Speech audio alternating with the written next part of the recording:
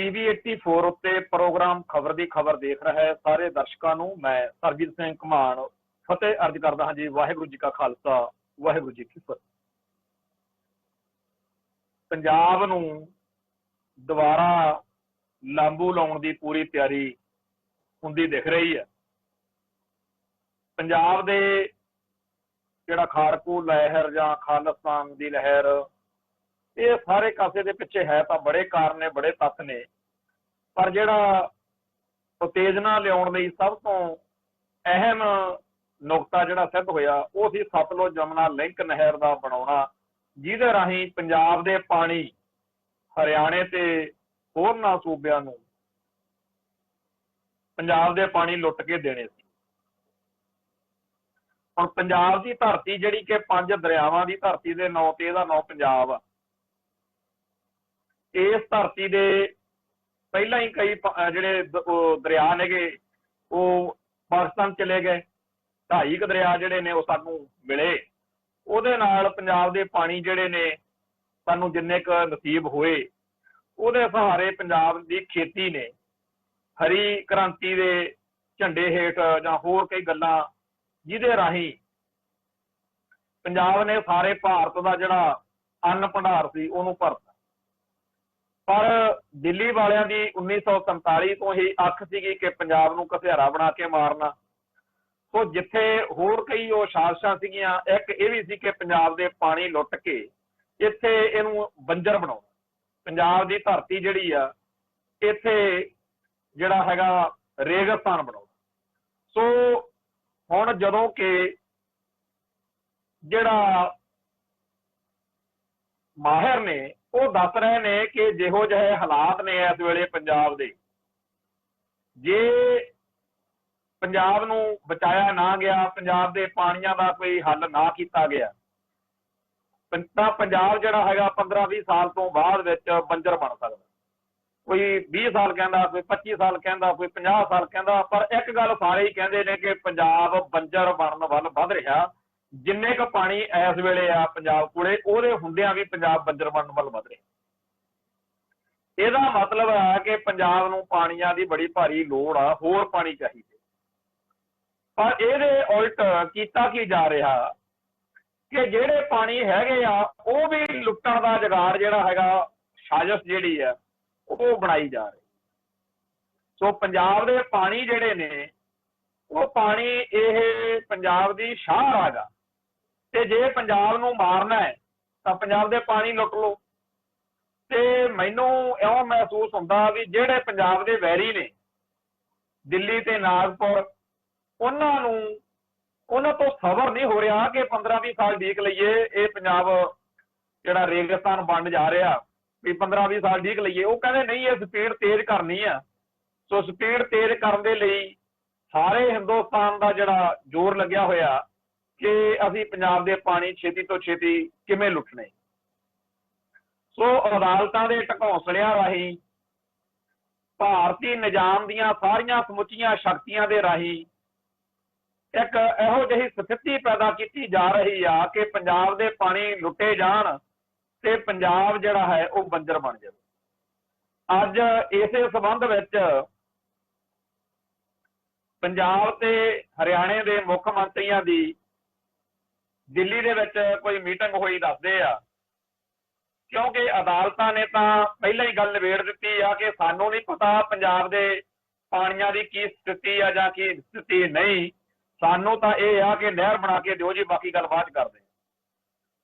ਹੁਣ ਪੰਜਾਬ ਤਾਂ ਇਹ ਕਹਿੰਦਾ ਹੈ ਕਿ ਪੰਜਾਬ ਦੇ ਪਾਣੀਆਂ ਉੱਤੇ ਰਾਜਸਥਾਨ ਦਾ, ਹਰਿਆਣੇ ਦਾ ਜਾਂ ਕਿਸੇ ਵੀ ਹੋਰ ਸੂਬੇ ਦਾ ਕੋਈ ਹੱਕ ਬਣਦਾ ਨਹੀਂ, ਕਿਉਂਕਿ ਰਾਇਟੇਰੀਅਨ ਸਿਧਾਂਤ ਦੇ ਅਨੁਸਾਰ ਦਰਿਆਈ ਪਾਣੀ ਹੋਣ ਜਾਂ ਕੋਈ ਹੋਰ ਖਣਜ ਹੋਵੇ, ਉਹਦੇ ਉੱਤੇ ਸਭ ਤੋਂ ਪਹਿਲਾ ਹੱਕ ਆ ਜਿਹੜਾ ਉਸ ਖਿੱਤੇ ਦੇ ਲੋਕਾਂ ਦਾ ਹੁੰਦਾ। ਜਿਵੇਂ ਰਾਜਸਥਾਨ ਦੇ ਵਿੱਚ ਸੰਗਮਰਮਰ ਵਾ, ਉਹਦੇ ਉੱਤੇ ਹੱਕ ਜਿਹੜਾ ਉਹ ਰਾਜਸਥਾਨੀਆਂ ਦਾ। ਇਵੇਂ ਹੀ ਜਿਹੜਾ ਉੜੀਸਾ, ਝਾਰਖੰਡ, ਬਿਹਾਰ ਵਾਲੇ ਪਾਸੇ ਕੋਇਲਾ ਜਿਹੜਾ ਹੈਗਾ ਤੇ ਹੋਰ ਖਣਜ ਨੇ ਉਹ ਬੜੇ ਉਧਰ ਨਿਕਲਦੇ।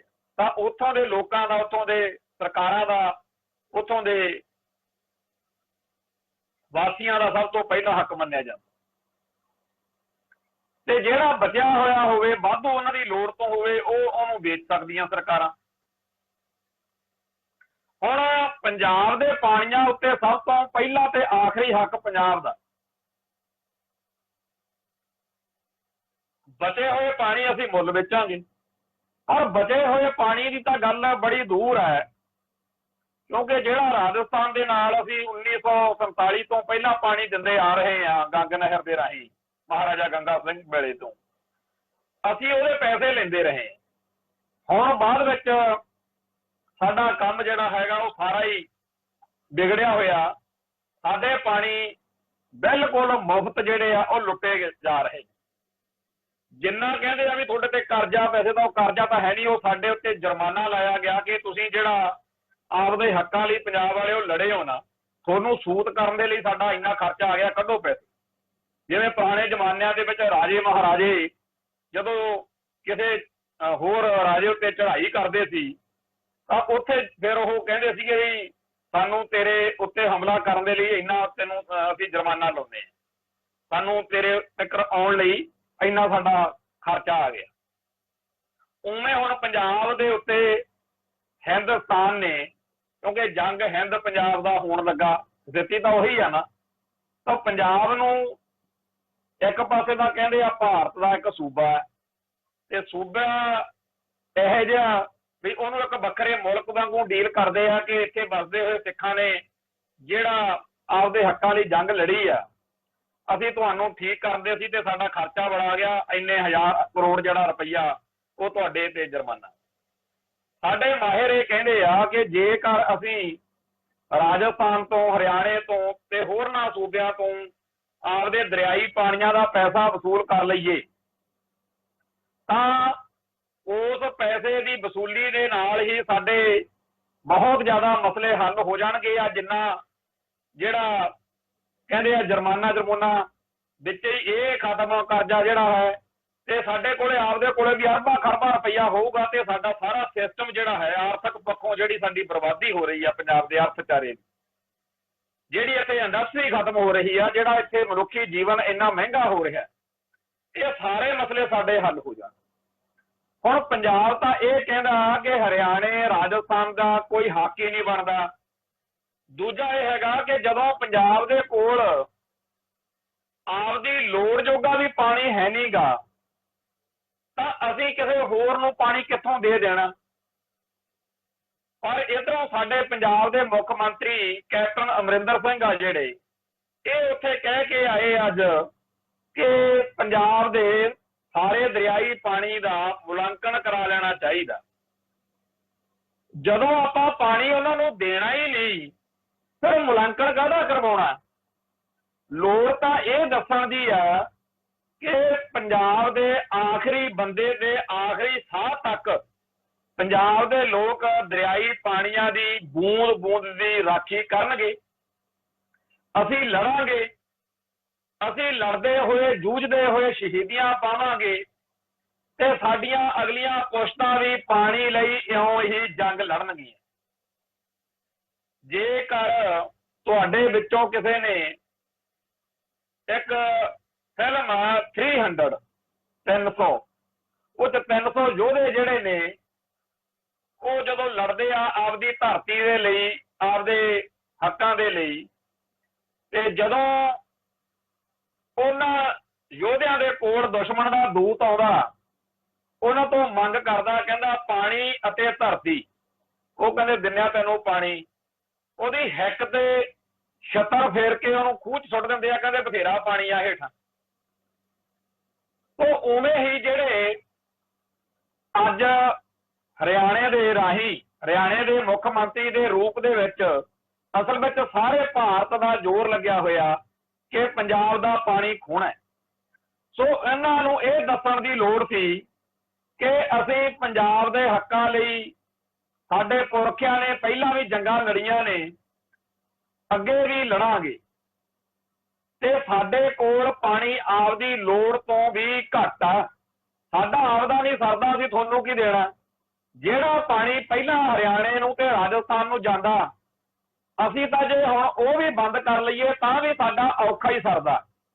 ਸੋ ਸਾਡਾ ਤਾਂ ਇਹ ਬਣਦਾ ਕਿ ਅਸੀਂ ਆਪ ਦਾ ਘਰ ਪੂਰਾ ਕਰੀਏ ਪਹਿਲਾਂ, ਤੇ ਜਿਹੜਾ ਪਾਣੀ ਹਰਿਆਣੇ ਰਾਜਸਥਾਨ ਨੂੰ ਜਾਂਦਾ ਉਹ ਬੰਦ ਕਰੀਏ। ਕਹਿਣਾ ਤਾਂ ਇਹ ਸੀ ਕੈਪਟਨ ਨੇ, ਪਰ ਕਹਿ ਕੇ ਉੱਥੇ ਇਹ ਆਇਆ ਕਿ ਜੀ ਪਾਣੀਆਂ ਦੇ ਪੂਰੇ ਮੁਲਾਂਕਣ ਦੇ ਲਈ ਆਪਾਂ ਕੋਈ ਨਵਾਂ ਕਮਿਸ਼ਨ, ਨਵਾਂ ਟ੍ਰਿਬਿਊਨਲ ਬਣਾ ਲਓ ਜੀ। ਹੁਣ ਗੱਲ ਦਾ ਹੀ ਫਰਕ ਆ, ਜਿਹੜੇ ਜੁਝਾਰੂ ਖਾਲਿਸਤਾਨ ਦੇ ਯੋਧੇ ਜਿਨ੍ਹਾਂ ਨੇ ਦਰਿਆਈ ਪਾਣੀਆਂ ਦੀ ਅਸਲ ਵਿੱਚ ਰਾਖੀ ਕੀਤੀ ਹੈ, ਮੈਂ ਬੇਨਤੀ ਕਰਦਾ ਹਾਂ ਕਿ ਜਿਹੜੇ ਵੀ ਲੀਡਰ, ਜਿਹੜੇ ਵੀ ਅਫਸਰ, ਜਿਹੜੇ ਵੀ ਇੰਜੀਨੀਅਰ ਤੇ ਜਿਹੜੇ ਵੀ ਮਜ਼ਦੂਰ ਜਾਂ ਜੋ ਵੀ ਕੋਈ ਹੋਰ ਪੰਜਾਬ ਦੇ ਦਰਿਆਈ ਪਾਣੀ ਲੁੱਟੇ ਜਾਣ ਦੀ ਸਾਜ਼ਿਸ਼ ਵਿੱਚ ਸ਼ਾਮਲ ਹੋਊਗਾ ਨਾ, ਉਹ ਇਤਿਹਾਸ ਉੱਤੇ ਨਜ਼ਰ ਜ਼ਰੂਰ ਮਾਰ ਲਿਓ। ਵੈਸੇ ਤਾਂ ਸਾਨੂੰ ਯਕੀਨ ਹੈ ਕਿ ਗਿਰੇ ਤੋਂ ਗਿਰੇ ਬੰਦੇ ਨੂੰ ਵੀ ਹੁਣ ਇਹ ਗੱਲ ਦਾ ਅਹਿਸਾਸ ਹੋਊਗਾ, ਜਿਹੜਾ ਮਾੜੇ ਤੋਂ ਮਾੜਾ, ਘਟੀਏ ਤੋਂ ਘਟੀਆ ਬੰਦਾ ਹੈ, ਉਹਨੂੰ ਵੀ ਇਸ ਗੱਲ ਦਾ ਅਹਿਸਾਸ ਹੋਊਗਾ ਕਿ ਕਿੱਡਾ ਵੀ ਮਰਜ਼ੀ ਵੱਡਾ ਗਦਾਰ ਹੋਵਾਂ, ਪਰ ਮੈਂ ਪੰਜਾਬ ਦੇ ਪਾਣੀ ਲੁੱਟੇ ਜਾਣ ਦੇ ਮਸਲੇ ਵਿੱਚ ਕਦੇ ਵੀ ਦਿੱਲੀ ਦਾ, ਭਾਰਤ ਦਾ ਸਾਥ ਨਹੀਂ ਦੇਣਾ। ਬੇਅੰਤਾ ਜਿਹੜਾ ਬੁੱਚੜ ਕਹਿ ਕੇ ਅਸੀਂ ਯਾਦ ਕਰਦੇ ਹਾਂ, ਉਹਦੀ ਜੇ ਗੱਲ ਕੀਤੀ ਜਾਵੇ ਅਸੀਂ ਸਾਰੇ ਉਹਨੂੰ ਨਫ਼ਰਤ ਕਰਦੇ ਹਾਂ, ਕਿਉਂਕਿ ਉਹ ਭਾਰਤੀ ਜ਼ਾਲਮ ਹਕੂਮਤ ਦੇ ਜ਼ੁਲਮਾਂ ਦੇ ਲਈ ਕਹਾੜੇ ਦਾ ਦਸਤਾ ਬਣਿਆ ਸੀ। ਉਸ ਬੇਅੰਤੇ ਬੁੱਚੜ ਦੀ ਪਿੱਠ ਸੁਣਦੀ ਆ ਕਿ ਜਦੋਂ 1992 ਦੇ ਵਿੱਚ ਉਹਦੇ ਰਾਜ ਭਾਗ ਦੇ ਵਿੱਚ ਪਾਣੀਆਂ ਵਾਲਾ ਮੁੱਦਾ ਭਖਿਆ ਸੀ, ਤਾਂ ਉਹਨੇ ਵੀ ਇਹ ਗੱਲ ਆਖੀ ਸੀ ਬਈ ਜਿਹੜੇ 1966 ਤੋਂ ਮਗਰੋਂ ਸਮਝੌਤੇ ਕੀਤੇ ਗਏ ਨੇ ਨਾ, ਇਹ ਰੱਦ ਕਰਨੇ ਚਾਹੀਦੇ ਆ। ਤੇ ਉਹਨੇ ਵੀ ਇਹ ਗੱਲ ਕਹੀ ਸੀ ਕਿ ਦਰਿਆਈ ਪਾਣੀਆਂ ਬਾਰੇ ਪੰਜਾਬ ਦਾ ਪੱਖ ਠੀਕ ਆ। ਜਿਸ ਬੇਅੰਤੇ ਬੁੱਚੜ ਨੂੰ ਸਾਰੀ ਕੌਮ ਨਫ਼ਰਤ ਕਰਦੀ ਹੈ, ਉਹਨੇ ਵੀ ਪੰਜਾਬ ਦੇ ਪਾਣੀਆਂ ਦੇ ਹੱਕ ਦੇ ਵਿੱਚ ਜਿੰਨੇ ਕੁ ਜੋਗਾ ਸੀ ਉਹਨੇ ਚੂੰ ਚਾਂ ਜ਼ਰੂਰ ਕੀਤੀ। ਤੇ ਸਾਨੂੰ ਇਹ ਵੀ ਪਤਾ ਹੈ ਬਈ ਜਦੋਂ ਹਰਚਰਨ ਸਿੰਘ ਬਰਾੜ ਉਹ ਮੁੱਖ ਮੰਤਰੀ ਸੀ, ਉਹਨੇ ਵੀ ਜਿੰਨਾ ਕੁ ਹੋ ਸਕਿਆ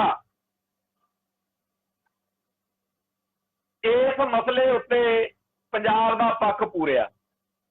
20 ਜੁਲਾਈ 1992 ਨੂੰ ਬੇਅੰਤ ਸਿੰਘ ਵਾਲੀ ਕਾਂਗਰਸ ਸਰਕਾਰ ਦਾ ਸਿੰਚਾਈ ਮੰਤਰੀ ਹਰਚਰਨ ਸਿੰਘ ਬਰਾੜ, ਉਹਨੇ ਆਪਦੇ ਪੱਤਰ ਦੇ ਵਿੱਚ ਕੇਂਦਰ ਸਰਕਾਰ ਨੂੰ ਇਹ ਗੱਲ ਲਿਖੀ ਸੀ ਕਿ ਅਰਾਡੀ ਟ੍ਰਿਬਿਊਨਲ ਨੇ ਆਪਦੇ ਅਧਿਕਾਰ ਖੇਤਰ ਦੀਆਂ ਕਿਵੇਂ ਧੱਜੀਆਂ ਉਡਾਈਆਂ ਨੇ ਤੇ ਪੰਜਾਬ ਦੇ ਲੋਕਾਂ ਦੀਆਂ ਆਸਾਂ ਉਮੀਦਾਂ ਦੇ ਉਲਟ ਫੈਸਲਾ ਦਿੱਤਾ ਹੈ। ਜੁਲਾਈ 1992 ਨੂੰ ਯਮੁਨਾ ਨਦੀ ਦੇ ਪਾਣੀ ਦੇ ਮੁੱਦੇ ਉੱਤੇ ਕੇਂਦਰ ਸਰਕਾਰ ਨੇ ਹਰਿਆਣੇ, ਹਿਮਾਚਲ, ਦਿੱਲੀ, ਰਾਜਸਥਾਨ ਤੇ ਯੂਪੀ ਦੀ ਇੱਕ ਮੀਟਿੰਗ ਬੁਲਾਈ। ਪੰਜਾਬ ਨੂੰ ਇਸ ਮੀਟਿੰਗ ਵਿੱਚ ਸੱਦਿਆ ਨਾ ਗਿਆ।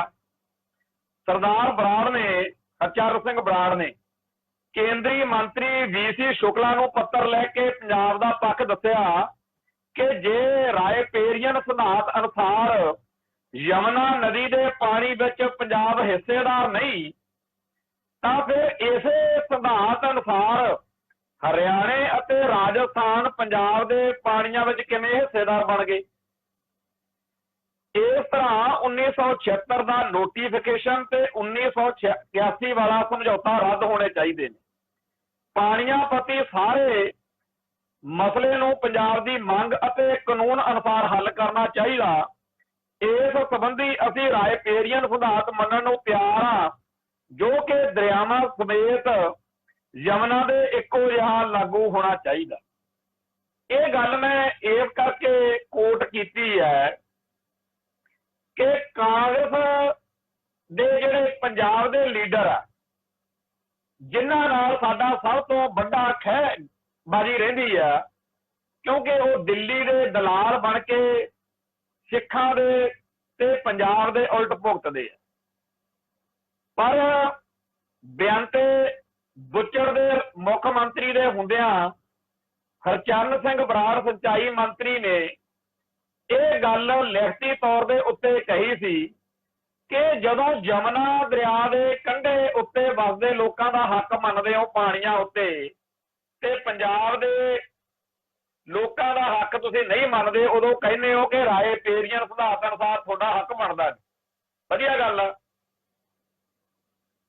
ਪਰ ਜੇਕਰ ਰਾਏਪੇਰੀਅਨ ਸਿਧਾਂਤ ਅਨੁਸਾਰ ਯਮੁਨਾ ਦਰਿਆ ਦੇ ਪਾਣੀਆਂ ਉੱਤੇ ਸਾਡਾ ਹੱਕ ਨਹੀਂ ਬਣਦਾ, ਫਿਰ ਹਰਿਆਣੇ ਦੇ ਕਿਹੜੇ ਪਿੰਡ ਨੇ ਜਿਹੜੇ ਸਤਲੁਜ ਤੇ ਬਿਆਸ ਦੇ ਕੰਢਿਆਂ ਉੱਤੇ ਵਸਦੇ ਆ ਬਈ? ਸਤਲੁਜ ਤੇ ਬਿਆਸ ਤਾਂ ਹਰਿਆਣੇ ਤੋਂ ਬੜੀ ਦੂਰ ਨੇ। ਸੋ ਇਸ ਕਰਕੇ ਜਿਹੜੇ ਸਮਝੌਤਿਆਂ ਤੇ ਨੋਟੀਫਿਕੇਸ਼ਨਾਂ ਦੇ ਨਾਲ ਹਰਿਆਣੇ ਨੂੰ ਪੰਜਾਬ ਦੇ ਪਾਣੀਆਂ ਚੋਂ ਹਿੱਸੇਦਾਰ ਬਣਾਈ ਫਿਰਦੇ ਹੋ, ਉਹ 1976 ਦਾ ਨੋਟੀਫਿਕੇਸ਼ਨ ਤੇ 1981 ਵਾਲਾ ਸਮਝੌਤਾ ਰੱਦ ਕਰਨੇ ਚਾਹੀਦੇ। ਇਹ ਗੱਲ ਦੱਸਣ ਦਾ ਭਾਵ ਇਹ ਹੈ ਕਿ ਕਿਹਾ ਜਾਂਦਾ ਕਿ ਆ ਜਿਹੜੇ ਅਕਾਲੀ ਨੇ ਜਾਂ ਸਿੱਖ ਨੇ ਬਈ ਇਹ ਜ਼ਿਆਦਾ ਇਹ ਗੱਲ ਚੱਕਦੇ ਆ ਪਾਣੀਆਂ ਵਾਲੀ। ਪਰ 2004 ਦੇ ਵਿੱਚ ਜਦੋਂ ਕੈਪਟਨ ਅਮਰਿੰਦਰ ਸਿੰਘ ਆ ਜਿਹੜਾ ਉਹ ਮੁੱਖ ਮੰਤਰੀ ਸੀ, ਉਹਦੇ ਹੁੰਦਿਆਂ ਪੰਜਾਬ ਸਾਰੇ ਸਮਝੌਤੇ ਰੱਦ ਕਾਨੂੰਨ 2004 ਪਾਸ ਹੋਇਆ। ਉਹਦੇ ਵਿੱਚ ਵੀ ਇਹੀ ਸੀ ਕਿ ਪੰਜਾਬ ਦੇ ਕੋਲ ਪਾਣੀ ਹੈ ਨਹੀਂ ਤੇ ਅਸੀਂ ਨਹੀਂ ਪਾਣੀ ਦੇਣੇ ਤੇ ਅਸੀਂ ਸਾਰੇ ਪਿਛਲੇ ਸਮਝੌਤੇ ਰੱਦ ਕਰਦੇ। ਬੜਾ ਵੱਡਾ ਉਹ ਕੰਮ ਸੀ ਕੈਪਟਨ ਦਾ, ਕਾਂਗਰਸੀ ਮੁੱਖ ਮੰਤਰੀ ਹੋਣ ਦੇ ਬਾਵਜੂਦ। ਪਰ ਉਹਦੇ ਵਿੱਚ ਇੱਕ ਚੋਰ ਮੋਰੀ ਰੱਖੀ ਗਈ ਸੀ, ਨਾਲ ਦੀ ਨਾਲ ਸਿਆਸਤ ਵੀ ਚੱਲਦੀ ਹੈ। ਉਹ ਚੋਰ ਮੋਰੀ ਇਹ ਰੱਖੀ ਗਈ ਕਿ ਧਾਰਾ 5 ਦੇ ਅਨੁਸਾਰ ਜਿਹੜਾ ਪਾਣੀ ਕਹਿੰਦੇ ਹਰਿਆਣੇ ਤੇ ਰਾਜਸਥਾਨ ਨੂੰ ਜਾਂਦਾ ਹੈ, ਉਹ ਕਹਿੰਦੇ ਜੀ ਚੰਗੇ ਗਵਾਂਢੀ ਦੀ ਹੈਸੀਅਤ ਵਿੱਚ ਜਾਂਦਾ ਰਹੂਗਾ। ਹੋਣਾ ਤਾਂ ਇਹ ਚਾਹੀਦਾ ਸੀ ਕਿ ਹਰਿਆਣੇ, ਰਾਜਸਥਾਨ, ਦਿੱਲੀ ਤੇ ਕਸ਼ਮੀਰ ਨੂੰ ਜਿਹੜਾ ਪਾਣੀ ਜਾਂਦਾ ਹੈ ਵੀ ਅਸੀਂ ਉਹਦਾ ਮੁੱਲ ਲਵਾਂਗੇ। ਧਾਰਾ 5 ਦੇ ਅਨੁਸਾਰ ਕਹਿ ਦਿੰਦੇ ਵੀ ਚਲੋ ਜਾਂਦਾ ਤਾਂ ਪਾਣੀ ਜਾਂਦਾ ਰਹੇ। ਪਹਿਲੀ ਤਾਂ ਗੱਲ ਅਲਟੀਮੇਟਮ ਦੇ ਦਿੰਦੇ ਕਿ ਭਾਈ ਸਾਡੇ ਨਾਲ ਕਰੋ ਗੱਲ, ਜੇ ਅੱਗੇ ਵਾਸਤੇ ਪਾਣੀ ਲੈਣਾ ਤਾਂ ਆਪਦਾ 3 ਸਾਲ ਦੇ ਵਿੱਚ 2 ਸਾਲ ਦੇ ਵਿੱਚ ਆਪਦਾ ਅਲਟੀਮੇਟਮ ਆ ਤੁਹਾਨੂੰ ਆਪਦਾ ਇੰਤਜ਼ਾਮ ਹੋਰ ਕਰ ਲਓ। ਸਾਡੇ ਕੋਲੇ ਜਿਹੜਾ ਪਾਣੀ ਆ ਇਸ ਤੋਂ ਬਾਅਦ ਦੇਣ ਲਈ ਹੈ ਨਹੀਂ, ਉਹਨੇ ਟਾਈਮ ਲਈ ਸਾਡੇ ਨਾਲ ਗੱਲ ਕਰੋ, ਕਿੰਨੇ ਪੈਸੇ ਦਿੰਦੇ ਹੋ। ਉਹ ਦੂਜਾ ਜਿਹੜਾ ਹੈ, ਜਿਹੜੀਆਂ ਪੰਜਾਬ ਰੀਆਰਗੇਨਾਈਜੇਸ਼ਨ ਐਕਟ ਦੀਆਂ ਧਾਰਾਵਾਂ ਨੇ 78, 79, 80, ਜਿਹਦੇ ਰਾਹੀਂ ਪੰਜਾਬ ਦੇ ਦਰਿਆਈ ਪਾਣੀ ਅਤੇ ਹਾਈਡਲ ਪ੍ਰੋਜੈਕਟ ਜਿਹੜੇ ਨੇ ਉਹਨਾਂ ਦੇ ਉੱਤੇ ਕੇਂਦਰ ਸਰਕਾਰ ਦਾ ਕਬਜ਼ਾ ਬਣਦਾ ਹੈ, ਪੰਜਾਬ ਦਾ ਹੱਕ ਖੁੱਸਦਾ ਹੈ। ਉਹ ਸਾਰੇ ਦੇ ਸਾਰੇ ਜਿਹੜੇ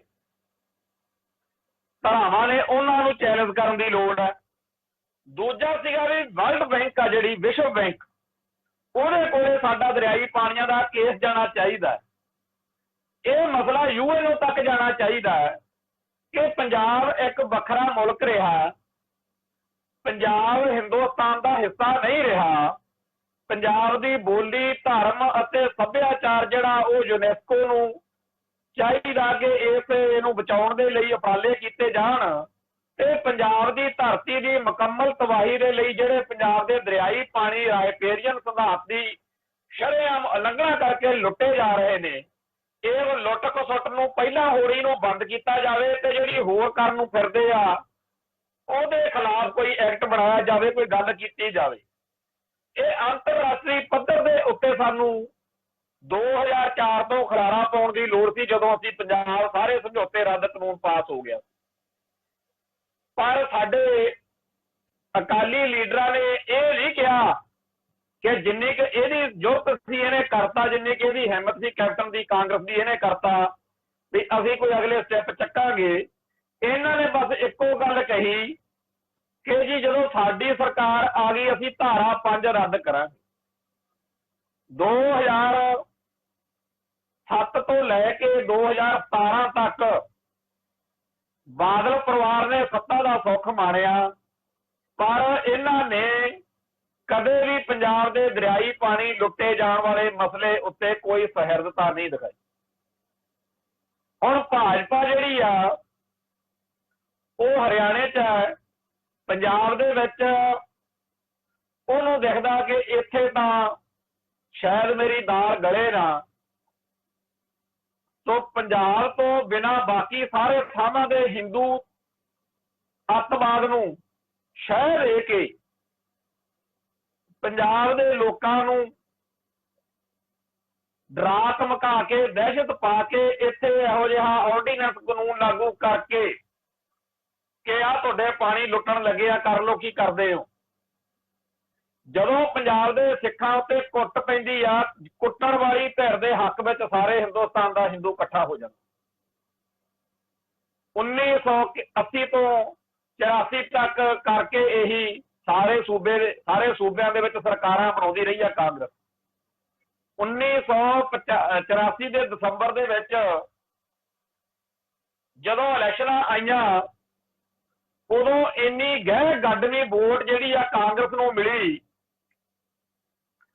ਉਹਦਾ ਕਾਰਨ ਇਹ ਸੀ ਕਿ ਤੁਸੀਂ ਬਹੁਤ ਵਧੀਆ ਕੀਤਾ ਕਾਂਗਰਸ ਵਾਲਿਓ, ਜਿਹੜਾ ਤੁਸੀਂ ਜੂਨ 84 ਤੇ ਨਵੰਬਰ 84 ਵਿੱਚ ਇਹਨਾਂ ਸਿੱਖਾਂ ਉੱਤੇ ਐਡਾ ਜ਼ੁਲਮ ਕੀਤਾ। ਹੁਣ ਭਾਜਪਾ ਵੀ ਉਹੀ ਪੱਤਾ ਖੇਡਣ ਨੂੰ ਫਿਰਦੀ ਲੱਗਦੀ ਹੈ।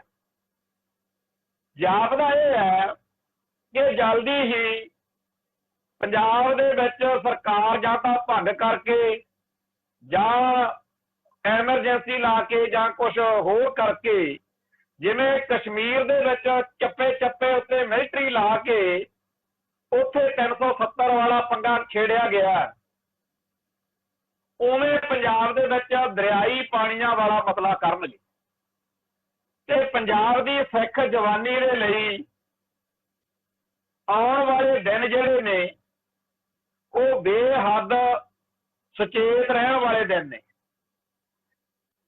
ਪਰ ਪੰਜਾਬ ਦੇ ਲੋਕਾਂ ਨੂੰ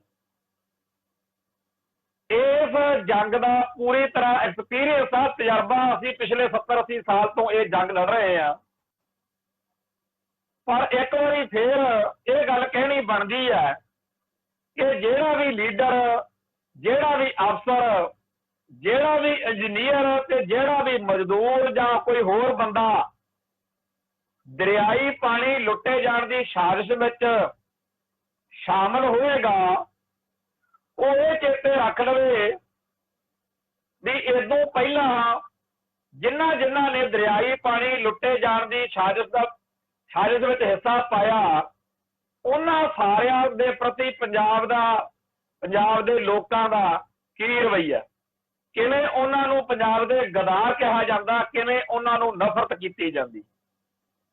ਚੇਤੇ ਰੱਖਣ ਦੀ ਲੋੜ ਹੈ ਕਿ ਜਿਹੜਾ ਧਰਮ ਯੁੱਧ ਮੋਰਚੇ ਦਾ ਡਿਕਟੇਟਰ ਰਿਹਾ ਹੋਵੇ, ਜਿਹਦੀ ਪਾਰਟੀ ਨੇ ਕਪੂਰੀ ਨਹਿਰ ਦਾ ਮੋਰਚਾ ਲਾਇਆ ਹੋਵੇ, ਉਹ ਹਰਚੰਦ ਸਿੰਘ ਲੌਂਗੋਵਾਲ ਨੂੰ ਗਦਾਰ ਕਿਹਾ ਜਦੋਂ ਕਿ ਉਹਨੂੰ ਸੰਤ ਕਿਹਾ ਜਾਂਦਾ, ਤੇ ਉਹਨੂੰ ਰਾਜੀਵ ਲੌਂਗੋਵਾਲ ਸਮਝੌਤੇ ਰਾਹੀਂ ਪੰਜਾਬ ਦੇ ਪਾਣੀ ਲੁੱਟੇ ਜਾਣ ਦੀ ਸਹਿਮਤੀ ਪ੍ਰਗਟਾਉਣ ਕਰਕੇ ਉਹਨੂੰ 1985 ਦੇ ਵਿੱਚ ਅਗਸਤ ਮਹੀਨੇ ਉਹਨੂੰ ਫਿਰ ਸਿੱਖਾਂ ਨੇ ਗਦਾਰੀ ਦੀ ਸਜ਼ਾ ਦਿੱਤੀ ਸੀ ਕਿ ਤੂੰ ਸਾਡੇ ਦਰਿਆਈ ਪਾਣੀ ਲੁੱਟੇ ਜਾਣ ਦੀ ਸਹਿਮਤੀ ਪ੍ਰਗਟਾਈ। ਮਈ 1988 ਨੂੰ ਸਤਲੁਜ ਜਮਨਾ ਲਿੰਕ ਨਹਿਰ ਦੇ ਉੱਤੇ ਕੰਮ ਕਰਦੇ ਲੋਕਾਂ ਦੇ ਉੱਤੇ ਅਟੈਕ ਜਦੋਂ ਹੋਇਆ, ਉਦੋਂ ਪਹਿਲਾਂ ਉੱਥੇ ਬਾਰ-ਬਾਰ ਇਹ ਗੱਲ ਮਤ ਦੇਣ ਦੀ ਕੋਸ਼ਿਸ਼ ਕੀਤੀ ਸਿੱਖਾਂ ਨੇ, ਪੰਜਾਬੀਆਂ ਨੇ, ਕਿ ਭਾਈ ਇਹ ਜਿਹੜੇ ਸਾਡੇ ਪਾਣੀ ਲੁੱਟੇ ਜਾਣ ਦੇ ਲਈ ਨਹਿਰ ਬਣਾ ਰਹੇ ਹੋ, ਇਹ ਰਹਿਣ ਦਿਓ, ਕਿਉਂ ਇੱਥੋਂ ਤੁਸੀਂ ਸਾਡੀ ਸਾਹ ਰਗ ਵੱਢ ਰਹੇ ਹੋ।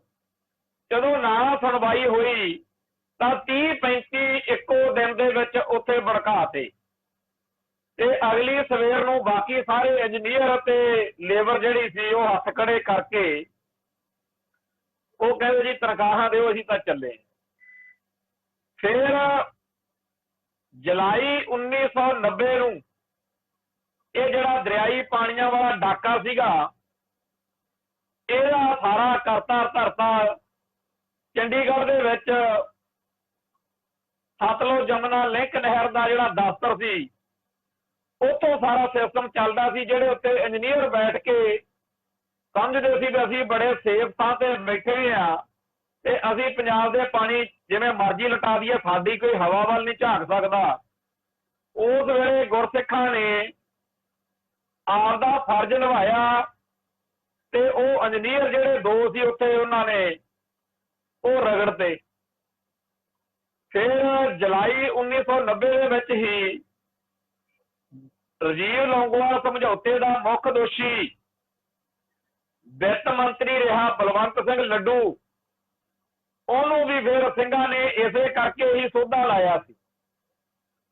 ਇਹ ਪੰਜਾਬ ਆ, ਇੱਥੇ ਪਾਣੀ ਦੀ ਬਾਰੀ ਪਿੱਛੇ ਸਕੇ ਭਰਾ ਦਾ ਗਾਟਾ ਲਾ ਕੇ ਉਹ ਮਾਰਦੇ ਆ ਤੇ ਇਹ ਹਰਿਆਣੇ ਰਾਜਸਥਾਨ ਵਾਲੇ ਇਹ ਸਾਰੇ ਭਾਰਤ ਦੇ ਲਾਲੇ ਭੋਲੇ ਇਹ ਕੀ ਸਮਝਦੇ ਆ ਪੰਜਾਬ ਨੂੰ? ਪੰਜਾਬ ਆਪਦੇ ਹੱਕਾਂ ਲਈ ਲੜਨਾ ਜਾਣਦਾ। ਪੰਜਾਬ ਦੇ ਪਾਣੀਆਂ ਨੂੰ ਲਾਂਭੂ ਲਾਉਣ ਦੇ ਨਤੀਜੇ ਜਿਹੜੇ ਆ ਉਹ ਪਹਿਲਾਂ ਤੁਸੀਂ ਦੇਖ ਚੁੱਕੇ ਹੋ, ਜਿਹਦੇ ਕਰਕੇ ਅੱਜ ਖਾਲਿਸਤਾਨ ਦਾ ਏਜੰਡਾ ਸਾਰੇ ਸੰਸਾਰ ਦੇ ਵਿੱਚ ਛਾ ਗਿਆ। ਗੱਲ ਤਾਂ ਉੱਥੇ ਤੁਰੀ ਸੀ ਨਾ, ਕਪੂਰੀ ਨਹਿਰ ਦੇ ਮੋਰਚੇ ਤੋਂ। ਠੀਕ ਆ, ਇੱਕ ਵਾਰੀ ਉਸ ਸੰਘਰਸ਼ ਵਿੱਚ ਉਤਰਾ ਆ ਗਿਆ, ਪਰ ਲਹਿਰਾਂ ਵਿੱਚ ਸੰਘਰਸ਼ ਵਿੱਚ ਉਤਰਾ ਚੜਾ ਆਉਂਦੇ ਰਹਿੰਦੇ ਆ। ਪਰ ਜਿਹੜਾ ਉਹ ਏਜੰਡਾ ਸੈੱਟ ਕਰ ਗਿਆ ਹੈਗਾ ਕਪੂਰੀ ਨਹਿਰ ਦਾ ਮੋਰਚਾ, ਖਾਲਿਸਤਾਨ ਦਾ ਏਜੰਡਾ, ਉਹ ਦਿਨੋਂ ਦਿਨ ਬੁਲੰਦ ਹੋ ਰਿਹਾ। ਹੁਣ ਤੁਸੀਂ ਨਵੇਂ ਸਿਰਿਓਂ ਛਿੰਗੜੀ ਛੇੜਨ ਲੱਗੇ ਹੋ, ਕੋਈ ਗੱਲ ਨਹੀਂ, ਇਹ ਵੀ ਮਨਜ਼ੂਰ ਹੈ। ਪੰਜਾਬ ਪਹਿਲਾਂ ਚੜ ਕੇ ਕਿਸੇ ਤੇ ਜਾਂਦਾ ਨਹੀਂ, ਪਰ ਜਿਹੜਾ ਚੜ ਕੇ ਆ ਜਾਵੇ, ਕੱਲ ਪਰਸੋਂ ਜਨਰਲ ਓਂਕਾਰ ਸਿੰਘ, ਬ੍ਰਿਗੇਡੀਅਰ ਓਂਕਾਰ ਸਿੰਘ ਗਰਾਇਆ ਕੋਈ, ਉਹ 1984 ਵਾਲੇ ਦਰਬਾਰ ਸਾਹਿਬ ਦੇ ਹਮਲੇ ਦੇ ਵਿੱਚ ਉੱਥੇ ਉਹਨੇ ਡਿਊਟੀ ਕੀਤੀ ਆ। ਉਹਦੀ ਇੰਟਰਵਿਊ ਦੇਖ ਰਿਹਾ ਸੀ ਮੈਂ ਟੈਲੀਵਿਜ਼ਨ ਦੇ ਉੱਤੇ, ਇਹਦੇ YouTube ਤੇ। ਉਹ ਸਿਫਤਾਂ ਕਰਦਾ ਸੀਗਾ ਉਹਨਾਂ ਜੁਝਾਰੂਆਂ ਦੀਆਂ ਜਿਨ੍ਹਾਂ ਨੇ ਦਰਬਾਰ ਸਾਹਿਬ ਦੇ ਪਵਿੱਤਰਤਾ ਦੀ ਰਾਖੀ ਲਈ ਜਾਨਾਂ ਵਾਰੀਆਂ ਨੇ।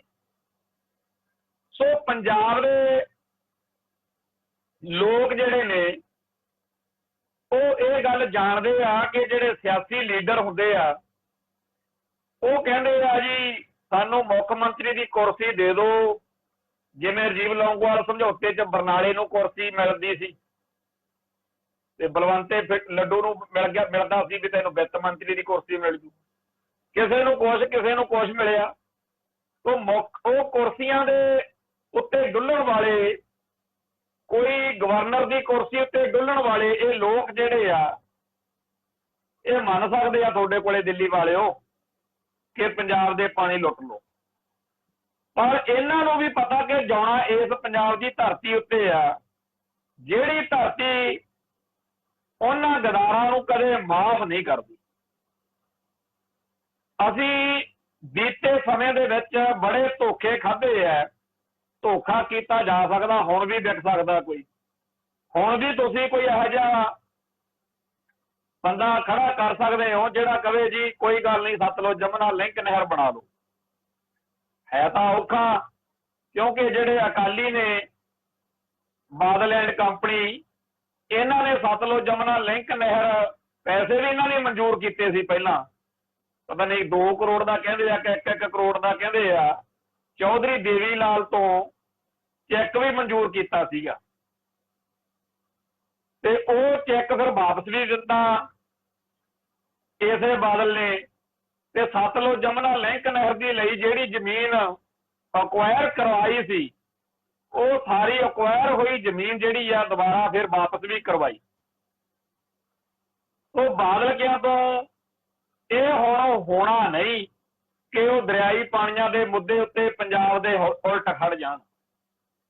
ते जिहड़ा हैगा कैप्टन अमरिंदर सिंह ये तो भी घट ही आस आ। ते सब तो जिहड़ा गदार रहा बेअंते बुच्चड़ दा ਉਹਦਾ ਅਸੀਂ देख चुके हैं। तो ਉਹਦੇ टब्बर के मैंबर भी ਜਿਹੜੇ ਆ ਅੱਜ ਉਹਦਾ ਪੋਤਾ ਜਿਹੜਾ ਸੀ ਉਹ ਟੈਲੀਵਿਜ਼ਨ ਤੇ ਕਿਸੇ ਤੇ ਬੋਲ ਰਿਹਾ ਸੀ ਤੇ ਉਹ ਵੀ ਪੰਜਾਬ ਦੇ ਪੱਖ ਵਿੱਚ ਬੋਲ ਰਿਹਾ ਸੀ। तो ਅਸੀਂ ਇਹ ਸਾਡੀ ਖਾਲਿਸਤਾਨੀ ਲਹਿਰ ਦੀ ਪ੍ਰਾਪਤੀ ਮੰਨਦੇ ਆ ਕਿ ਅਸੀਂ ਬੇਤਹਾਸ਼ਾ ਕੁਰਬਾਨੀਆਂ ਕੀਤੀਆਂ ਨੇ। ਸਾਡੇ ਭਰਾਵਾਂ ਨੇ दोस्तां के सिर भी लाए ते आपदे सीस भी कौम के लेखे लाए। ते ये सारी उस जद्दोजहद की उस डुले हुए शहीदों के खून की प्राप्ति आ कि अज कोई अकाली कोई कांग्रेसी कोई कामरेड कोई होर होवे वो ये कहन जोगा नहीं कि ठीक है जी मैनू अहदा दे दिओ कुर्सी दे दिओ ते पंजाब दे हक्कां पंजाब दे दरियाई पानियां दे लुट खसुट दे विच मैं तुहाडे नाल आ। इस जुझारू संघर्ष का क्योंकि पंजाब की जवानी ने एक वंगार जिहड़ी आ दिल्ली नूं देती है जिन्हों सुन के आ जिहड़े दिकाऊ माल हुंदा इहनूं भी समझ लगी हुई आ बई गदारी करके कोई अहदा जां कोई चीज़ लई तां जा सकती है पर उहनूं मानना बड़ा महंगा पऊगा। जिहड़े लोग अहदियां दे भुखे ने उन्होंने साफ दिख रहा कि पंजाब की धरती ललकारे मार रही है कि अभी आपदे हक्कां लई लड़ना है। ये जंग साडी है ते असी लड़ांगे। पंजाब की धरती साडी धरती है। पंजाब के हक्कां अते हितां उत्ते डाका मारन वालियां नूं पंजाब की जवानी दसूगी कि इत्थे तां पानी की बारी पिछे सके भरा दा गाटा ला सकते हैं तुसीं बगाने चीज़ की। सो पंजाब नूं जिहड़ा लांबू लाउण वाला प्रोजेक्ट वा तुसीं देखो किड्डे कमाल दे साजिशकर्ता ने जदों तां भाखड़ा डैम च पानी वध जांदा है उदों पंजाब की तबाही करन दे लई उत्थों 1988 च ते पिछले साल भी किवें पानी छड्डता पानी छड्ड दिंदे आ ते जदों तां पानी खराबा करे उदों तां पंजाब नूं भोगना पऊ ते ओह पंजाब दे पानियां उत्ते हक किहदा हरियाणे दा राजस्थान दा। जिहड़ा इंदिरा गांधी ने कपूरी नहर दा टक लाया सी ना ओह टक सिखां दी शाहरग उत्ते लाउंदी होई ओह भुल गई कि 31 अक्तूबर 1984 नूं मेरा की हाल होना। ओह टक फिर ओहदी भी शाहरग ते लग्या सी। तो जिहड़ा खून खराबा है वो पंजाब नहीं चाहता। ये पंजाब शांति नाल खुशहाली नाल जिउना चाहता है पर पंजाब की धौण उत्ते दिल्ली वाले तलवार धर के जे कहण कि मार दिया जाए कि छोड़ दिया जाए तो यह भी मंजूर नहीं। ये धौंस जिहड़ी आ ये मंजूर नहीं। कदे तुसीं दरियाई पानियां नूं लुट्टण की गल करते हो कदे भाखड़ा डैम राही हड़ लिया के डराउण की कोशिश करते हो ते पंजाब नूं अरबां खरबां रुपये दे करजे की गल करके डराउने हो। पंजाब दे विचों सारी सनत जिहड़ी आ उहनूं बर्बाद करन ते तुले होए हो। पंजाब की किसानी मार रहे हो पंजाब की जवानी मार रहे हो। सारे सिद्धांत कानून सिक्के टंग के पंजाब नूं लुट्टण ते लक बन्निया होया पर जिहड़े पंजाब दे लोक ने फिर वो मरदा की ना करदा वाली गल वा। निक्का जिहा बोट चिड़ियां हुंदियां उन्हां दे आलणे दे विच हੱਥ पा के ਉਹਦੇ ਬੱਚਿਆਂ ਨੂੰ मारन की कोशिश करिए ਤਾਂ ਉਹ ਨਿੱਕੀ ਜੀ ਚਿੜੀ ਵੀ ਪੂਰੀ ਜਾਨ ਦੇ ਨਾਲ ਰਿਐਕਟ ਕਰਦੀ ਆ ਪ੍ਰਤੀਕਿਰਿਆ ਕਰਦੀ ਆ ਟੁੱਟ ਕੇ ਪੈਂਦੀ ਆ। ਤੇ ਤੁਸੀਂ ਸਾਡੀ ਜਾਨ ਜਿਹੜੀ ਆ ਸਾਡਾ ਪਾਣੀ ਉਹ ਖੋਣ ਨੂੰ ਫਿਰਦੇ ਹੋਵੋ ਤੇ ਆਸ ਇਹ ਕਰਦੇ ਹੋਵੋ ਕਿ ਅਸੀਂ ਬੀਬੇ ਬਾਲਕ ਬਣ ਕੇ ਨੀਵੀਆਂ ਪਾ ਕੇ ਕੋਡੇ ਹੋ ਜਾਗੇ। ਇਹੋ ਜੀ ਗੱਲ ਬਿਲਕੁਲ ਨਹੀਂ। ਪੰਜਾਬ ਦੇ ਲੋਕਾਂ ਦੇ ਸਿਰ ਤੇ ਦਸਤਾਰਾਂ ਨੇ, ਇਹ ਦਾੜੇ ਨੇ, ਇਹ ਦਾੜੇ ਤੇ ਦਸਤਾਰਾਂ ਵਾਲੇ ਮਰਦ ਸੂਰਮੇ ਜੇਕਰ ਕਾਬਲ ਕੰਧਾਰ ਤੋਂ ਚੜ ਕੇ ਆਉਣ ਵਾਲਿਆਂ ਦੇ ਸਾਹਮਣੇ ਹਿੱਕ ਢਾਹ ਕੇ ਖੜ ਸਕਦੇ ਆ ਤਾਂ ਪੰਜਾਬ ਦੇ ਹੱਕਾਂ ਦੀ ਰਾਖੀ ਲਈ ਅੱਜ ਦੀ ਜਵਾਨੀ ਵੀ ਆਪਦੇ ਪੁਰਖਿਆਂ ਤੋਂ ਪ੍ਰੇਰਨਾ ਲੈ ਕੇ ਉਹ ਸੰਘਰਸ਼ ਜਾਰੀ ਰੱਖੂਗੀ। ਬੇਸ਼ੱਕ ਪੰਜਾਬ ਜਿਹੜਾ ਹੈ, ਤੁਸੀਂ ਸਮਝਦੇ ਹੋਵੋਗੇ ਕਿ ਅਸੀਂ ਪਿਛਲੀ 30-35 ਸਾਲ ਦੇ ਸਮੇਂ 'ਚ ਵੱਡੇ ਪੱਧਰ ਤੇ ਨੁਕਸਾਨ ਕਰਤਾ। ਤੁਹਾਨੂੰ ਲੱਗਦਾ ਕਿ ਪੰਜਾਬ ਦੀ ਬਿਜਲੀ ਖੋਲੀ, ਪੰਜਾਬ ਦੇ ਪਾਣੀ ਖੋਲੇ, ਪੰਜਾਬ ਦਾ ਵਪਾਰ ਤਬਾਹ ਕਰਤਾ, ਕਿਸਾਨੀ ਜਵਾਨੀ ਮਾਰਤੀ, ਵੀ ਹੁਣ ਇੱਥੇ ਕੋਈ ਗੱਲ ਬਚੀ ਨਹੀਂ। ਪਰ ਇਹ ਉਹ ਪੰਜਾਬ ਹੈ ਜਿੱਥੇ ਸੂਰਮੇ ਜਿਹੜੇ ਨੇ ਨਾ, ਸੂਰਮੇ, ਉਹਨਾਂ ਦੀ ਇੱਥੇ ਖਾਣ ਆ। ਇਹ ਪੰਜਾਬ ਦੀਆਂ ਮਾਵਾਂ ਆਪਦੇ ਪੁੱਤਾਂ ਨੂੰ ਲੋੜੀਆਂ ਦੇ ਦੇ ਕੇ ਜਦੋਂ ਪਾਲਦੀਆਂ ਤੇ ਨਾਲ ਉਹ ਇਹ ਵੀ ਮੱਤ ਦਿੰਦੀਆਂ ਨੇ ਕਿ ਤੇਰੇ ਪਿਓ ਤੇਰੇ ਦਾਦੇ ਇਸ ਪਿੰਡ ਲਈ, ਇਸ ਘਰ ਲਈ, ਆਪਦੀ ਧਰਤੀ ਲਈ, ਆਪਦੀ ਜ਼ਮੀਨ ਲਈ, ਪਾਣੀ ਲਈ, ਪੰਜਾਬ ਲਈ ਕਿਵੇਂ ਲੜੇ ਆ, ਕਿਵੇਂ ਮਰੇ ਆ। ਇੱਥੇ ਘਰ ਘਰ ਦੇ ਵਿੱਚ ਸੂਰਮਿਆਂ ਦੀਆਂ ਬਾਤਾਂ ਪੈਂਦੀਆਂ ਨੇ। ਤੁਹਾਨੂੰ ਲੱਗਦਾ ਕਿ ਟੈਲੀਵਿਜ਼ਨ ਦੀਆਂ ਫਿਲਮਾਂ, ਹੋਰ ਸੀਰੀਅਲ ਤੇ ਆ ਗਾਣੇ ਗੂਣੇ ਜੇ ਬਥੇਰੇ ਇਹਨਾਂ ਨੂੰ ਸੁਣਾਤੇ ਪੰਜਾਬੀਆਂ ਨੂੰ, ਹੁਣ ਤਾਂ ਇਹਨਾਂ ਦੀਆਂ ਲੱਤਾਂ 'ਚ ਜਾਨ ਨਹੀਂ। ਪਰ ਪੰਜਾਬ ਦੇ ਸੂਰਮੇ ਜਿਹੜੇ ਨੇ ਉਹਨਾਂ ਨੂੰ ਤੁਹਾਡੇ ਯੂਏ, ਪੀਏ, ਟੀਏ, ਡੀਏ ਤੇ ਹੋਰ ਕਾਲੇ ਕਾਨੂੰਨ ਜਿਹੜੇ ਆ, ਉਹਨਾਂ ਦੀ ਸਿਰਫ ਨਾਂ ਜਿਹੜੇ ਆ ਸੁਣ ਕੇ ਉਹ ਹੱਸ ਛੱਡਦੇ ਆ। ਜਿਹੜਾ ਪੰਜਾਬ ਦਿੱਲੀ ਨੂੰ ਬਿੱਲੀ ਦੱਸਦਾ ਹੈ, ਉਹਦੇ ਨਾਲ ਪੰਗਾ ਲੈਣਾ ਤੁਹਾਡੀ ਖੁਸ਼ੀ ਆ।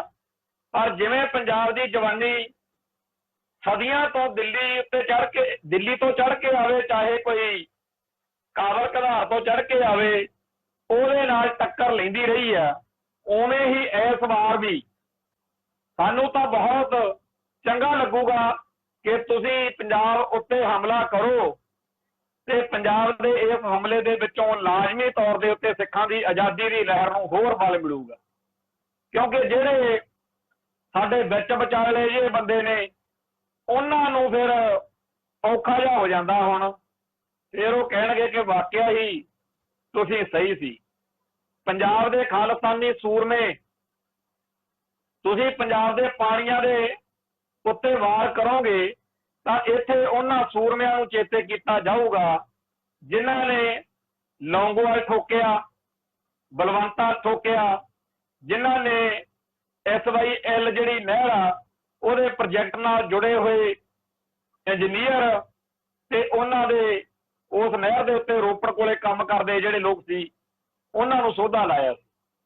ਇਸ ਤਰੀਕੇ ਨਾਲ ਪੰਜਾਬ ਉਹਨਾਂ ਸੂਰਮਿਆਂ ਦੇ ਹੱਕ ਵਿੱਚ ਡਟੂਗਾ ਜਿਨ੍ਹਾਂ ਨੇ ਪੰਜਾਬ ਦੇ ਦਰਿਆਈ ਪਾਣੀਆਂ ਲਈ ਤੇਗਾਂ ਮਾਰੀਆਂ ਨੇ। ਇੱਕ ਗੱਲ ਫੇਰ ਅੰਤ ਵਿੱਚ ਕਹਿ ਕੇ ਇਸ ਸਮਾਗਮ ਦੀ, ਇਸ ਪ੍ਰੋਗਰਾਮ ਦੀ ਸਮਾਪਤੀ ਕਰਨੀ ਹੈ ਕਿ ਪੰਜਾਬ ਦੇ ਉੱਤੇ ਹਮਲਾ ਕੀਤਾ ਜਾ ਸਕਦਾ, ਸਾਨੂੰ ਕੁੱਟਿਆ ਮਾਰਿਆ ਲੁੱਟਿਆ ਜਾ ਸਕਦਾ, ਪਰ ਪੰਜਾਬ ਨੂੰ ਹਰਾਇਆ ਨਹੀਂ ਜਾ ਸਕਦਾ। ਕਿਉਂਕਿ ਅਸੀਂ ਸਿਰਫ ਜਿੱਤਣਾ ਜਾਣਦੇ ਆ। ਇਹ ਸਾਨੂੰ ਯਕੀਨ ਆ ਕਿ ਫਤਿਹ ਜਿਹੜੀ ਆ ਉਹ ਸਾਡੀ ਹੈ। ਉਸ ਫਤਿਹ ਤੋਂ ਪਹਿਲਾਂ ਤੁਸੀਂ ਸਾਡੇ ਨਾਲ ਕੀ ਕਰਦੇ ਹੋ, ਕਿਵੇਂ ਕਰਦੇ ਹੋ, ਇਹ ਤੁਹਾਡੀ ਮੌਜ ਆ। ਪਰ ਜਿੱਤਣਾ ਅਸੀਂ ਆ, ਕਿਉਂਕਿ ਪੰਜਾਬ ਸਾਡਾ, ਪੰਜਾਬ ਦੇ ਪਾਣੀ ਸਾਡੇ, ਇਹ ਧਰਤੀ ਸਾਡੀ, ਇੱਥੋਂ ਵਸਦੇ ਲੋਕ ਸਾਡੇ। ਅਸੀਂ ਲੜਾਂਗੇ, ਅਸੀਂ ਮਰਾਂਗੇ ਆਖਰੀ ਸਾਹ ਤੱਕ, ਆਖਰੀ ਗੋਲੀ ਤੱਕ, ਤੇ ਸਾਡੀਆਂ ਅਗਲੀਆਂ ਪੁਸ਼ਤਾਂ ਵੀ ਲੜਨਗੀਆਂ। ਵਾਹਿਗੁਰੂ ਜੀ ਕਾ ਖਾਲਸਾ, ਵਾਹਿਗੁਰੂ ਜੀ ਕੀ ਫਤਿਹ।